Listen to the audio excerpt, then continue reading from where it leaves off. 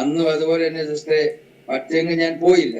നേരെ വീട്ടിൽ ചെന്ന് എൻ്റെ ഭാര്യയോട് പറഞ്ഞ് ഞങ്ങൾ അവർക്ക് വേണ്ടി പ്രാർത്ഥിച്ച് പിറ്റേ ദിവസം വെളുപ്പിനെ തന്നെ കുളിയൊക്കെ കഴിഞ്ഞ് വീണ്ടും പ്രാർത്ഥിച്ചിട്ട് ബൈബിൾ എടുത്ത് നേരെ അവരുടെ വീട്ടിൽ ചെന്നു. രണ്ടാമത്തെ നിലയിൽ ഞാൻ ഇറങ്ങി പോകുമ്പോൾ ആ പുള്ളി കിടന്ന കട്ടിലെ കാണാനില്ല. ഞാൻ ഒരു ദൈവമേ എവിടെയും കൊണ്ടുപോയോ എന്ന് വിചാരിച്ചു.